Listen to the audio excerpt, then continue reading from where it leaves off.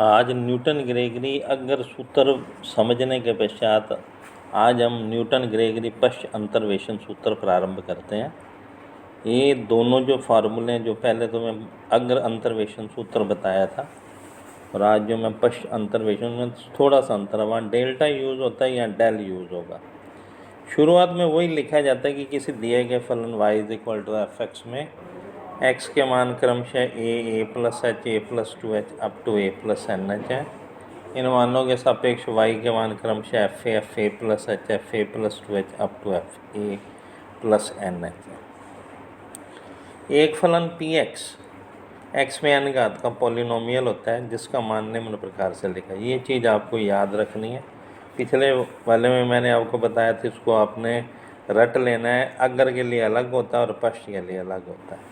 तो Pn(x) का मान है a0 plus a1x minus a plus NH, a2x minus a plus NH और x minus a plus n minus 1 into and so on up to an x minus a plus NH, x minus a plus n minus 1 into H and so on x minus a plus n। इसको equation number 1 लिखना है। यहाँ जो constant है a0 a1 a2, इन सब का मान इस तरह से चुना जाता है जिसके लिए जैसे पीछे अपन ने लिखा तो वही चीज़ यहाँ लिखनी है। Pn = fa, Pn plus h fa plus h, Pn plus NH fa plus n। जहाँ पर ये चीज़ आएगी Pn plus h, Pn plus NH, वहाँ पे अपने fa प्लस h और fa प्लस NH रखेंगे। अब जो समीकरण नंबर 1 है, इन कांस्टेंट की वैल्यू निकालने के लिए समीकरण नंबर 1 में x का मान a plus NH a plus n minus 1 into H and so on रखते हैं। तो पहला मान जब पुट करेंगे x की जगह a प्लस NH तो Pn a plus NH is equal to a 0, क्योंकि आगे जब x की जगह a प्लस NH पुट करोगे तो आगे के सारे पद ख़त्म हो जाएंगे। यहाँ से a0 का मान आ गया fa प्लस NH। फिर नेक्स्ट में अपने पुट करते हैं x की जगह a plus n minus 1 into H, a0 plus a1 बचेगा अपने पास माइनस h, a2 से आगे के सभी पद 0 हो जाएंगे। a0 को लेफ्ट हैंड साइड में ले गए, Pn a plus n minus 1 into H की जगह fa plus n minus 1 into H रख दिया is equal to a1 minus h हो गया।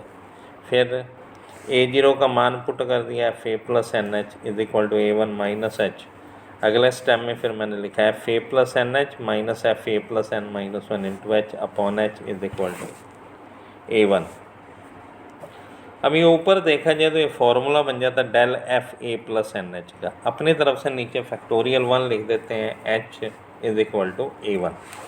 यहाँ पे a1 आप कर लेना, मेरे से शायद रह गया गलती से लिखना। तो ये a1 का मान हो गया अपने पास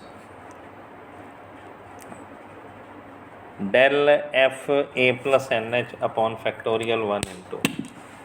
इसी तरह से अपने जब इक्वेशन नंबर 1 में x की जगह a plus n minus 2 into H रखेंगे तो जो मान आपको RHS में मिलेगा a0 plus a1 minus 2h और a2 minus 2h into minus h। a2 को छोड़कर जितनी भी टर्म है उसको अपने लेफ्ट हैंड साइड में ले आएंगे। अपने पास वैल्यू बनेगी fa plus n minus 2 into H minus fa plus NH plus 2fa plus NH minus 2fa plus n minus 1 into is equal to a2 into 2h square. यहाँ पे जो 2fa plus NH इसको break कर देंगे दो parts में, अलग अलग अपने इनको लिख देंगे। माइनस कम हो जाएगा, इसको 2fa plus n minus 1 into H के दो पार्ट करेंगे अपने, उनको लिखेंगे इस तरह से fa plus NH minus fa plus n minus 1 into h, फिर minus fa plus n minus 1 into h और minus fa plus n minus 2 into h is equal to a2 into 2h square. अब पहले वाला जो formula वो del fa plus NH का, बाद वाला जो formula del fa plus n minus 1 into H का is equal to a2 into 2h square. फिर यहाँ से a2 का मान निकाला तो यहाँ से डेल कॉमन लेके fa plus NH minus fa plus n minus 1 into H बन जाता है, जो फार्मूला होता है डेल fa प्लस NH का।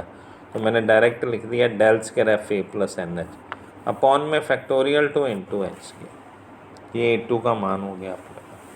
फिर इसी तरह से सिमिलरली वी कैन राइट, हम लिख सकते हैं a3 का मान हो गया आपका del cube F A plus N H upon factorial 3 into H cube and so on. A N का मान हो गया डेल की पावर एन एफ ए plus N H upon factorial 2 into H की पावर एन। अब ये जो मान आपने निकाले इनको उठा के इक्वेशन नंबर 1 में पुट किया जाता है। तो P N X is equal to F A plus N H del F A plus N H upon H X minus A plus N H, फिर del square F A plus N H upon factorial 2 into H square X minus A plus N H X minus A plus N minus 1 into H and so on. Del की power N F A plus N H upon factorial N to H की power N X minus A plus N H and so on X minus A minus H. इसको बस याद करना आपने, ये Newton पश्च अंतर्वेशन सूत्र कहलाता है। इसी सूत्र को एक अन्य फॉर्म में लिखा जा सकता है जो मैंने आगे लिखी है फॉर्म। इसके लिए x minus A plus N H upon H को यदि m पुट कर दें तो x का मान हो जाता है a plus N H plus M. तब ये फॉर्मूला इस रूप में परिवर्तित हो जाता है। P N X is equal to P N A plus N H plus M H is equal to F A plus N H, फिर m del F A plus N H, फिर plus m into M plus 1 upon factorial two del square F ए plus N H, फिर m plus 1 m plus 2 upon factorial 3 del cube F A plus N H and so on. m plus 1 m plus 2 m plus n minus 1 upon factorial n del power n F A plus N. ये form use होती है, तो इसको भी आपने याद रखना। अब दो फॉर्मूले इस चैप्टर में मेन जो आपको बताए हैं, न्यूटन ग्रेगरी अग्र अंतर्वेशन सूत्र और न्यूटन ग्रेगरी पश्च अंतर्वेशन सूत्र। जैसे वहाँ मैंने एक एग्जाम्पल तुम्हें बताया था अग्र का, उसी तरह से यहाँ पे पश्च का एक एग्जाम्पल है जिसको आपने ध्यान से करना है। निम्न सारणी से मैंने लिखा है f7.5 का मान ज्ञात कीजिए। ये x के मान लिखे हुए हैं 1 से 8 तक। एफ एक्स के मान लिखे हैं, इनके क्यूब लिखे हैं एक तरह से, 1 का क्यूब 3, 2 का 8, 3 का 27, 4 का 64, 5 का 125, 6 का 216, 7 का 343, 8 का 512। डेल एफ एक्स के मान लिखे हैं तो हमें पता नीचे वाले के मान होते हैं, घटाया जाता है उसी तरह से जैसे फॉरवर्ड डिफरेंस में अपने घटाते हैं। ये मान आने के बाद फिर डेल स्केयर एफ एक्स है, फिर 19 माइनस 7 कर दिया, 37 माइनस 19 कर दिया and so. Delta cube F x का मान फिर से घटाएंगे तो कांस्टेंट आ गया 6 अपने पास। यहाँ पे जिसका मान ज्ञात करना होता है, जैसे उसको हम x लिखते हैं, तो जैसे 7.5 का मान ज्ञात करना तो ये x का मान होगा हमारा। अब यहाँ इस टेबल में देखेंगे एक ही वैल्यू 1 है, x के मानों में डिफरेंस है वो भी 1 है, तो h इज इक्वल टू 1 हो गया। आखिरी जो मान होता है वो a प्लस एन एच का होता है, 8 के बराबर है। m का मान हम लिखते हैं x minus A plus N H upon H, तो x का मान पता है, a प्लस एन एच का मान पता है, h का मान पता है, तो हमारे पास वैल्यू आ गई -0.5। अब न्यूटन पश्च अंतर्वेशन जो सूत्र बाद में आपने लिखा उसको हमने अप्लाई कर दिया।